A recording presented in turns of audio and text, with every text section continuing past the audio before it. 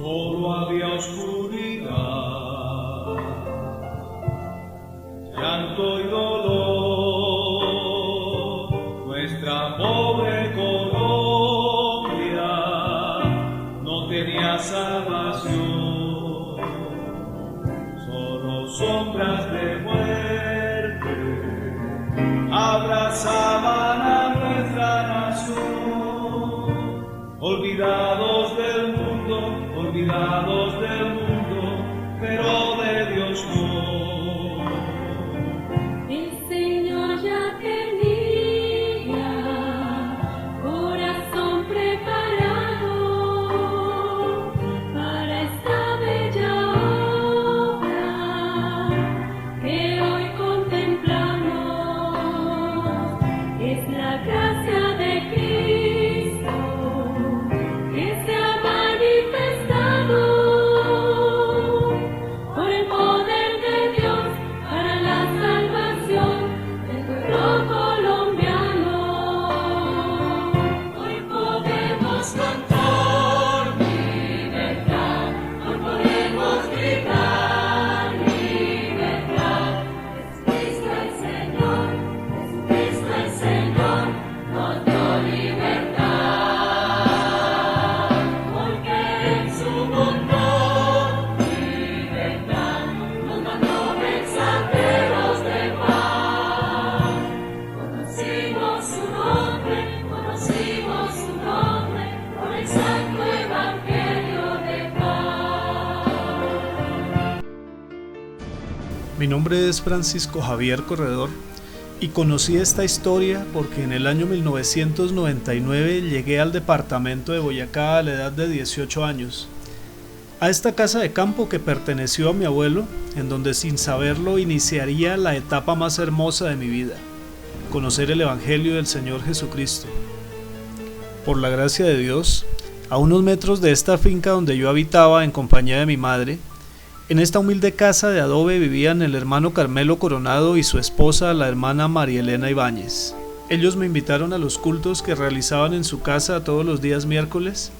Yo asistía a alguno de ellos, pero me rehusaba al Evangelio y para no ir a los cultos salía por la ventana de mi casa y echaba candado a las puertas para que cuando la hermana Elena pasara a invitarnos a la dominical o al culto en su casa pensara que no estábamos y siguiera su camino.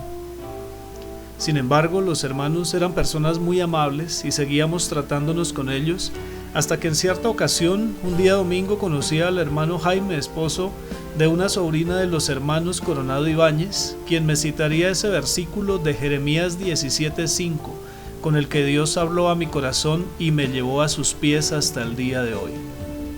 Ese mismo año conocí a la hermana Miriam Coronado, hija del hermano José Martín Coronado, quien fuera el primero en traer a Boyacá el mensaje del nombre de Jesús. Después de convertido, Dios me permitió conocer personalmente a otros hermanos más quienes tuvieron parte en esta historia y que con mucho gozo aceptaron colaborarnos en la elaboración de este documental. Conocí también los lugares en donde sucedieron los hechos de esta maravillosa historia que hoy les vamos a contar. Sin más introducción, empecemos. La historia que no termina. Dios les bendiga a todos. Hoy queremos contar la llegada del Evangelio a Boyacá. Mi hermana María Benita Coronado y quien les habla, Miriam Coronado.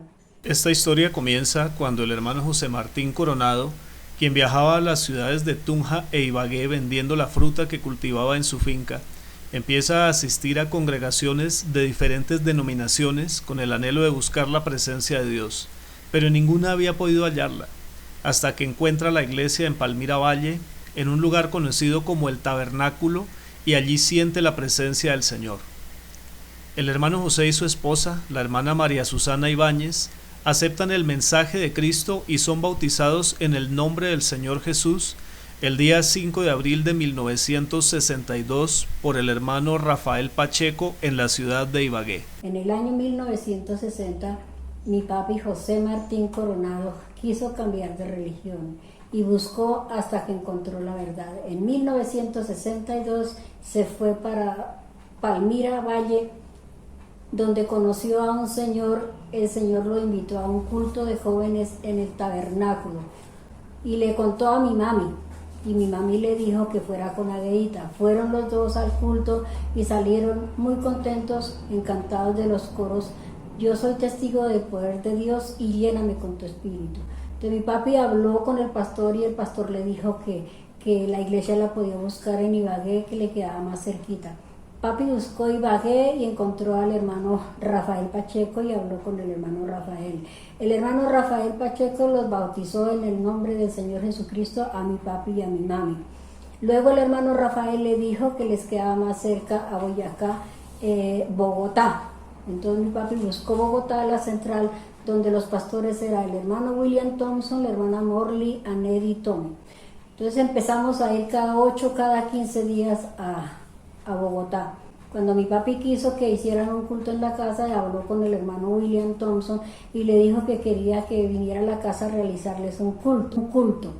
Entonces el hermano William le dijo que no podía, pero que delegaba a un hermano de la junta. Habló con el hermano José Merchán y el hermano José Merchán dijo que claro que sí venía. Entonces se pusieron de acuerdo con mi papi y la fecha y la hora y el sitio.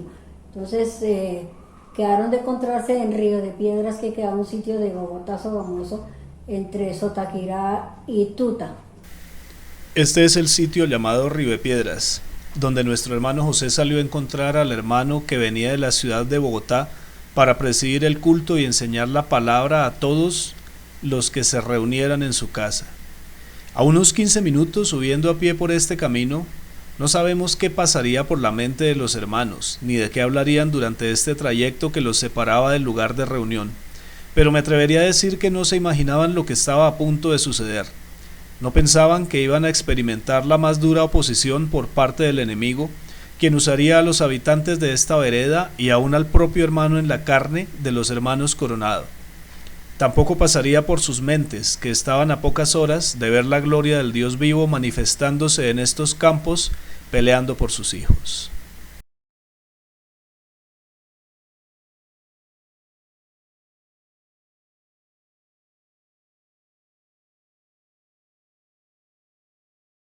Mi papi bajó a la casa y se puso a evangelizar a todos los vecinos y a invitarlos para ese día al culto. Y llegado el día, mi papi bajó a las 6 de la mañana a la carretera, recogió al hermano José Merchán y se subieron a la casa. Este es el camino que queda frente a la finca donde iban a realizar el culto aquel día, y en algún lugar de esta planada quedaba ubicada la casa. Un poco más al fondo estaría también la casa que después de esto le quemarían a nuestros hermanos Carmelo y María Elena. En este sitio esperaba la gente a los hermanos para agredirlos y ensañarse contra ellos, utilizando todo tipo de elementos para hacerles daño, incluso un arma de fuego. Aunque Dios permitió que golpearan a los hermanos, sus vidas estuvieron siempre en manos del Señor. Lo que la gente no sabía era que estas personas ni eran comunistas ni eran ateos como decían, sino que la presencia del Señor estaba con ellos, y este no sería el fin de esta naciente iglesia en Boyacá, ni de la doctrina que predicaban, porque el dueño de esta obra es Dios mismo, y aunque el maligno se enoje, lo que es de Dios permanece y prospera, porque ese mismo Dios de la Biblia que hacía maravillas era el mismo que estaba con los hermanos en ese momento, y seguiría haciendo cosas grandes como lo veremos a continuación. Llegando a la casa, toda la gente lo estaba esperando con palos, con machetes y hasta un arma que llevaba un señor. Empezaron a tratarlos mal y a pegarles con los palos y plan de peinilla. El señor que llevaba el arma le puso el arma en la cabeza al hermano Merchán. El arma no funcionó, pero al aire sí funcionó. Entonces le dijeron al hermano Merchán que se tenía que ir de ahí, que se desapareciera. El hermano Merchán le tocó devolverse e irse para Bogotá otra vez. Quedó mi papi y mi tío Carmelo, que vino para defender a mi papi, y también le pegaron. ¿Cuál sería la confusión del pueblo al ver que el arma de fuego con que pretendían terminar con la vida del hermano Merchán no se accionó al apuntarla contra su cuerpo, pero al disparar al aire el arma sí funcionaría, mientras el hermano se arrodillaba para adorar al Señor que lo había guardado, al mismo Dios que muchos años después seguimos adorando y Él nos sigue guardando? Aunque la persecución arreciaba cada vez más, también la gloria de Dios seguía manifestándose, y las señales prometidas para la iglesia eran hechas conforme a las Escrituras, pues en medio de este alboroto y delante de toda la gente, Dios derrama de su Espíritu Santo sobre la hermana Susana en este mismo lugar, con la evidencia de hablar en nuevas lenguas. Pues mi mami, de ver la situación, se puso a orar en la mitad del patio y allí fue llena del Espíritu Santo. La gente se enfureció más y decía que Susana se había vuelto loca. Nos pegaron a Águeda y a mí también nos pegaron. Después de esto, fue necesario que la policía del pueblo interviniera, llevándose para la cárcel a los hermanos Coronado, con el propósito de protegerlos de la gente que los agredía física y verbalmente tanto a ellos como a sus hijas. Sin embargo, era tal la furia de los vecinos en contra de los hermanos, que se fueron hasta el pueblo en unos buses que el señor Marcos Coronado, hermano en la carne de José y Carmelo, puso a disposición para llevar a los que pretendían quemar a los hermanos junto con sus Biblias.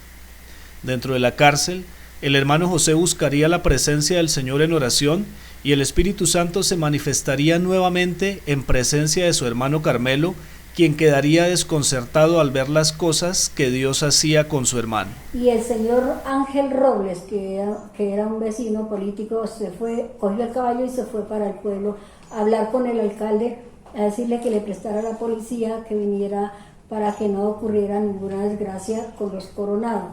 Vino la policía, hizo un allanamiento, nos quitaron las Biblias y los signarios y se llevaron a mi papi, a mi tío, y la gente se fue en dos buses que mi tío Marcos prestó para llevarlos al pueblo porque los querían quemar en el pueblo juntamente con las Biblias. Llegando al pueblo, el alcalde habló con mi papi y le dijo que tocaba pues encerrarlo en la cárcel para que no le hicieran daño. Entonces quedaron en la cárcel mi papi y mi tío Carmelo, y mi papi, de ver pues la situación, se arrodilló a orar ahí en la cárcel y fue lleno del Espíritu Santo. Mi tío Carmelo se quedó, pero pues como asustado de ver que mi papi, hablando en otras lenguas, decía, pero José solo tiene quinto de primaria y está hablando otras lenguas. En una ocasión, la hermana Elena me contó que se vio obligada a dejar en casa y bajo llave a sus hijos pequeños para que no fueran a salirse y de pronto alguien les hiciera daño. Se fue desde su finca hasta el pueblo por un camino que a buen paso se tarda uno en llegar más o menos 1 hora, a llevarles de comer y a pedirle al alcalde la libertad para su esposo, el hermano Carmelo, y para su cuñado, el hermano José. El alcalde se negaba a hacerlo porque no quería regresar a la vereda al día siguiente a recoger cadáveres, pero la hermana lo persuadió de hacerlo cuando le dijo que había dejado encerrados en casa a sus hijos mientras regresaba del pueblo y que la gente amenazaba con quemarles la casa y ella temía por sus niños. El alcalde accedió a liberarlo y los dejó ir bajo su propio riesgo. A las 6 de la tarde llegó el alcalde y le dijo, no los puedo soltar todavía porque la gente todavía los está esperando. Entonces los mandó soltar a las 10 de la noche. A las 10 de la noche mi papi y mi tío cogieron camino por una trocha y había gente esperándolos. Y ellos no lo vieron, sino vieron 2 personas de blanco. Mi papi venía orando por todo el camino pidiéndole a Dios que los protegiera de esa situación. Y así fue, y la gloria sea para nuestro Dios. Llegaron a sus casas bien y después empezó la persecución más grande para nosotros, pero la gloria sea para Dios porque Dios tuvo misericordia de nosotros y nos guardó. Esta es una parte del camino que conduce del pueblo de Sotaquirá a la casa donde vivían los hermanos en ese tiempo. Por aquí tuvieron que ir a pie los hermanos José y Carmelo después de que el alcalde del municipio los dejara en libertad, advirtiéndoles que si se iban lo hacían bajo su propia cuenta y riesgo, pues la gente quería matarlos y él como autoridad en el pueblo no quería ir al día siguiente a levantar cadáveres. Contaba la hermana Elena, en una de esas tardes después del trabajo, en su casa de adobe y al calor de un fogón de leña, que en esa ocasión y en una parte de este camino que según las indicaciones que ella me dio, posiblemente fue en este sitio, habían unos hombres armados con escopetas que esperaban el paso de los hermanos para acabar con sus vidas. Ellos se encomendaron a Dios y acordaron entre sí caminar rápido, hablando duro y riendo para tratar de cruzar desapercibidos por en medio de estos hombres. Finalmente pudieron cruzar sin daño alguno, pensando que esas personas no los habían reconocido. La gloria de Dios se manifestó aquella vez sin que los hermanos lo notaran. Fue muchos años después cuando por boca de una de esas personas que estaban en el lugar para matar a los hermanos, se supo que efectivamente sí los habían reconocido, pero no pudieron hacerles nada porque tras ellos iba una gran multitud de gente acompañándoles. La gente en el municipio se preguntaba que quiénes eran los Coronado para que el alcalde sacara el ejército para protegerles, ignorando totalmente que ese ejército que habían visto no era terrenal, sino un ejército enviado desde el cielo para cuidar a estos siervos de Jesucristo. Finalmente los hermanos llegaron a casa sanos y salvos, pero más adelante las amenazas de sus vecinos sobre quemarles la casa se hicieron reales.